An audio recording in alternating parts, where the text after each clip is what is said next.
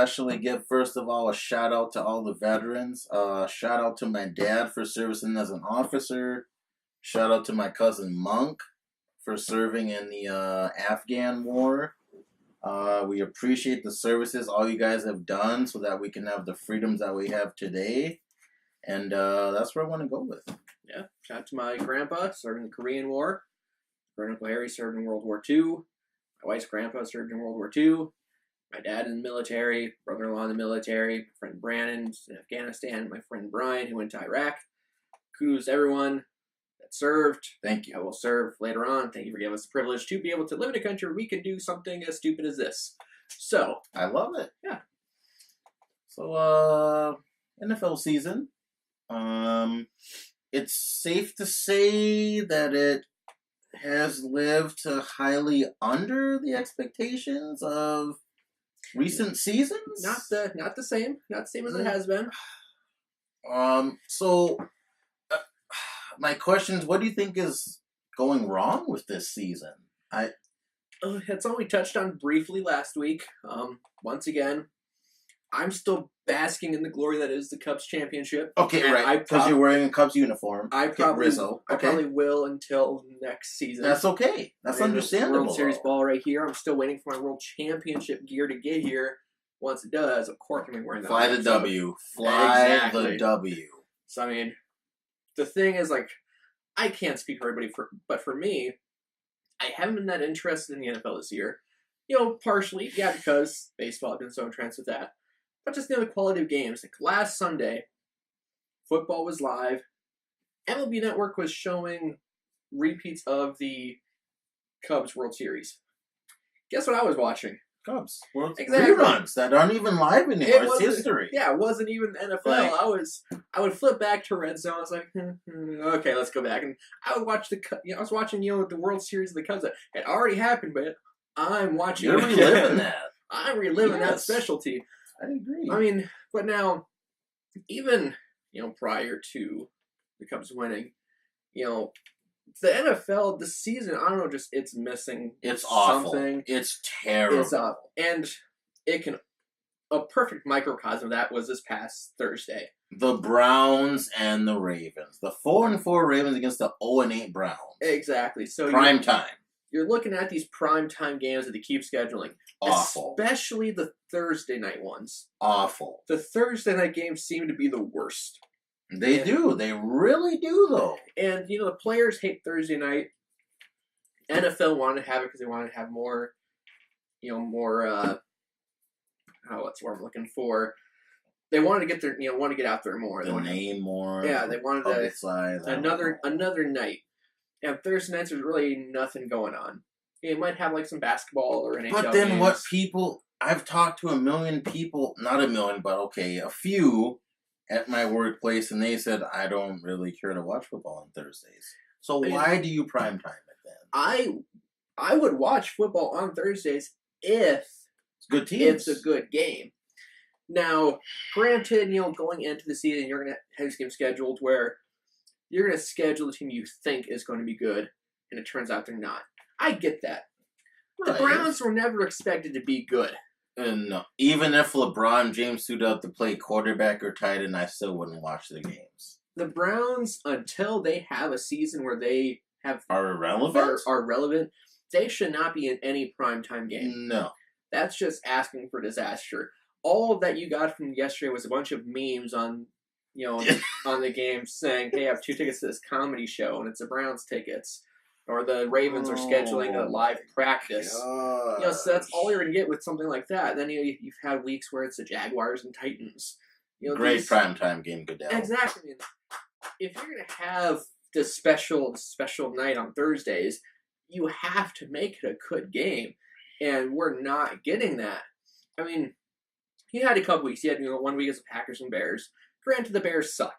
And the Packers have not played that good. So they were hoping, but it's better than the Browns. It's a rivalry game. Yes. If you're going to schedule a rivalry game. Like if within a division. Like if last week it was, or this past Thursday, if it was the Ravens and the Steelers.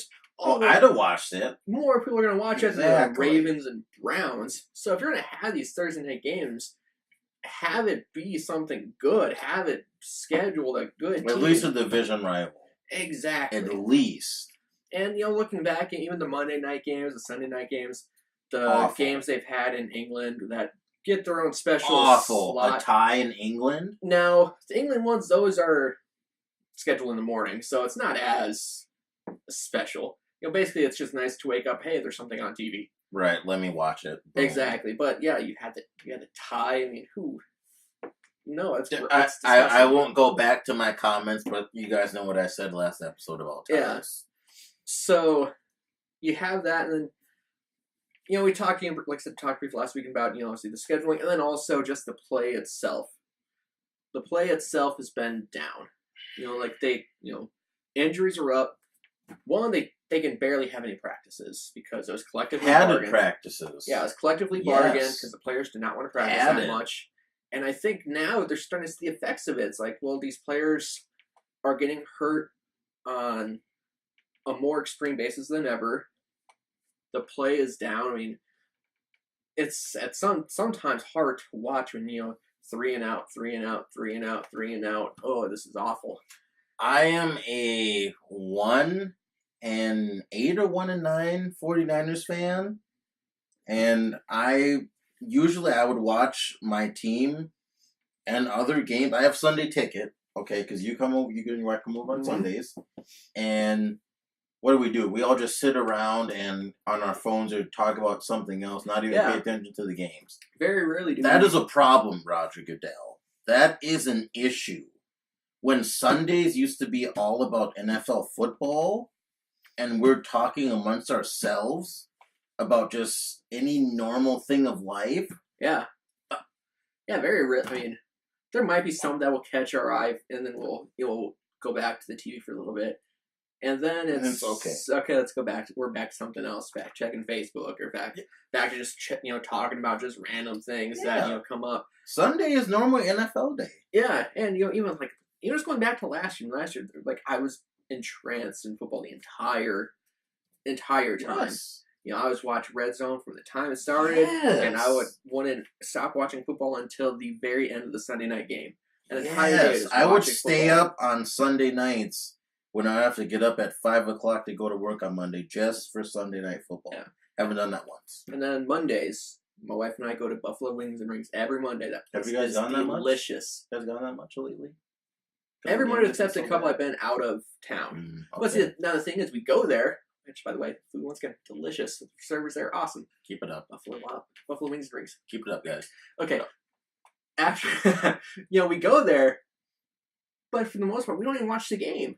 You guys just converse and eat. Yeah, and if, one of our friends show up, we'll just talk about, once again, just random normal stuff. Life. We don't really focus that much on the game. We'll look, oh, yeah, that's right, the game is going. What's the score? Okay, and then go back to whatever else we were doing. Embarrassing. And it seems like it's almost... Football, it's kind of weird to see being overshadowed even by college football. So I will put that to bed right now. This is why a lot of people say college football and college sports are more intriguing than professional. They don't go by a salary, so we don't know, so we think. And they're just playing for purely the passion of the school. Some of those players are not there for 4 years. They're usually done by their sophomore year. Well, with the NFL, you have to be 3 years in. Right. So generally, it's after the junior year. If they redshirted a year, it might be after the sophomore year. But I mean, with college football, come on, we all know that the higher profile players are getting something. Yeah, they're getting something on the table. Let's be frank they're about getting it. something. Yes. So I mean, you have that, but then you have all of because there's only a select handful that are getting that special treatment. Only the rest are just players. People that are just fighting, clawing, trying to get recognized by an NFL scout, knowing that I'm going to play my butt off for these years of years to hopefully get a chance to go to the NFL and set my family up for life with one of the sweet contracts. Exactly. So you have that. Plus, now granted in college football, I mean you have, especially at the beginning of the year, you have all these just worthless games where it's Alabama taking this Jacksonville State, Alcorn. These hyperball schools like Alabama, Michigan, they play against Ohio State. D1 lowest one. Yeah, they'll pay these low end schools a couple $1 million to come to their place and be a glorified practice. Yep. Unless they schedule NDSU. Throw up the horns. Then it backfires on them. Looking at you, Iowa. That backfired. Ooh, Hawkeyes. So, I mean, the NFL, also with college, they kind of got along the same lines as, defense. College football, you can play a little bit more defense without being flagged on every single play.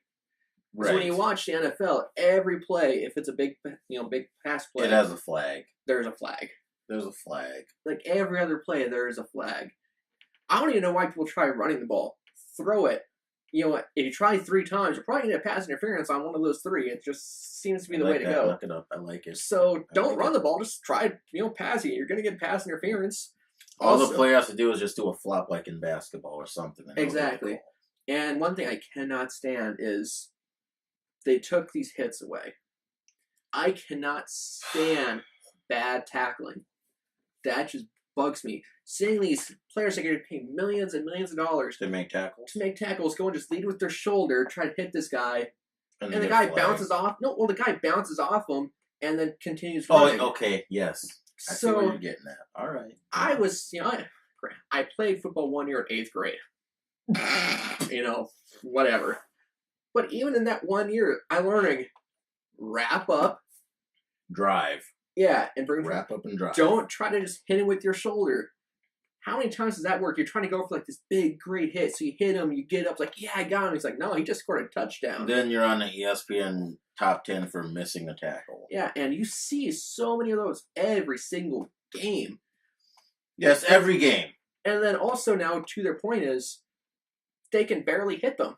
They can't, hit them. They can't target them above the shoulder. Yeah, and they have, the defense players have to be so cautious because if they think they're going to hit the, receiver in the, in the chest, but say the receiver lowers their head down without them seeing it until the last second, and the defender hits him, well, now it's a defenseless receiver. He gets flags. Like, well, you only have a split second to decide. The guy goes from here to here. It's like, so you're about to hit him in the chest, but no, now you're hitting him in the head. And there is no way for him to pull up or do anything except, maybe like go to the side and miss him completely and not get the flag, but then he's going to continue running. So these big hits that they've taken out because of safety, which we talked about the safety thing before, it's terrible. So, moving on. Now, we already bashed the NFL because of their ratings and why they're down. So, what teams, I guess, are your biggest disappointments and your biggest surprises? Moving on. Well, biggest disappointment would be the Browns because I could have sworn they were going to make the Super Bowl. I know. I thought after this was LeBron? the year. I thought RG3 was the going to Indians in the World Series? It was their time. It's their time to shine. 0-8. Have fun with those Krispy Kreme donuts. Oh, they're 0-10. They're 0-10. Yeah, they're 0-10. No, I thought they were. Oh, they are. Yeah, they're 0-10. So can they join the likes of the Buccaneers Lions? And the Lions and go 0-16?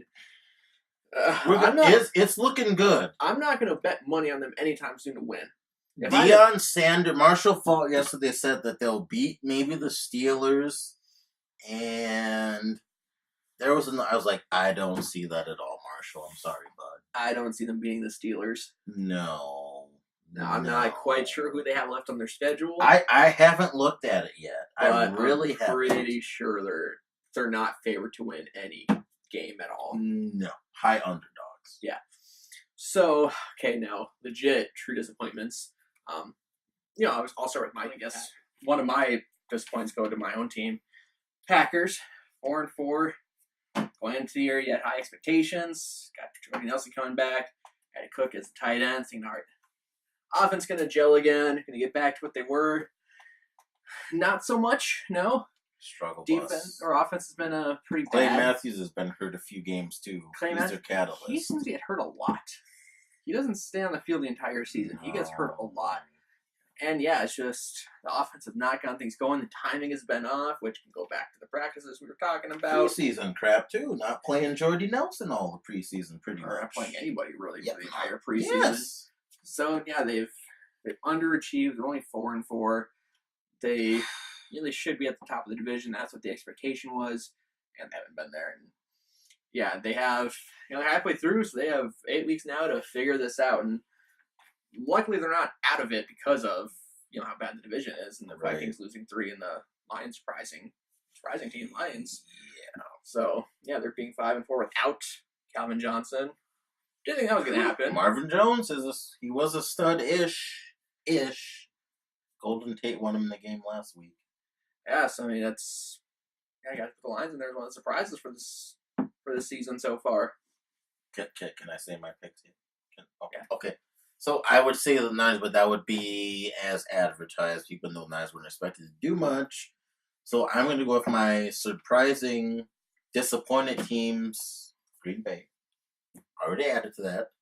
I'm going to go a step further with the Carolina Panthers, the Super Bowl runner-ups. Are they like 2-8, 1-8? 2-8, something like 2 or 2-7, 2-7. 2-8. I will go back to, they had the Super Bowl runner-ups, Cam Newton, a shadow of what he was last season.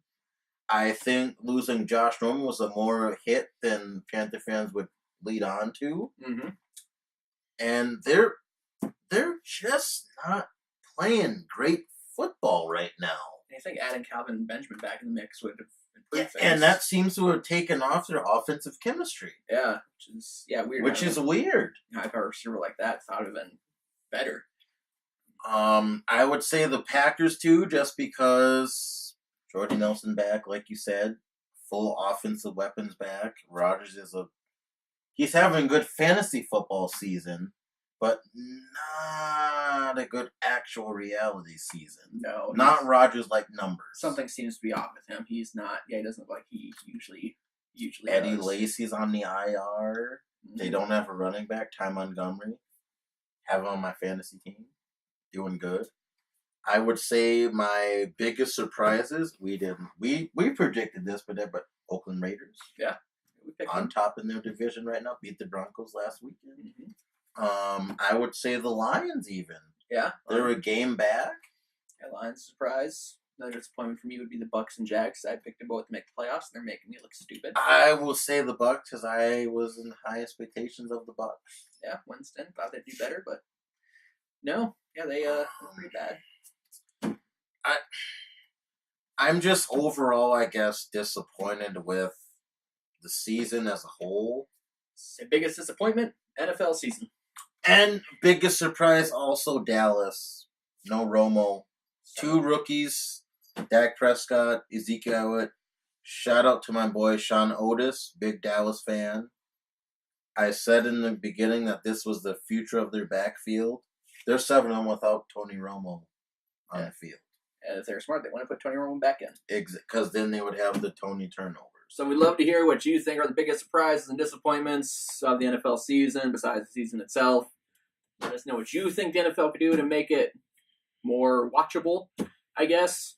Comment below. Any questions, feel free to ask, especially about the Cubs. I'm more than happy to answer those ones.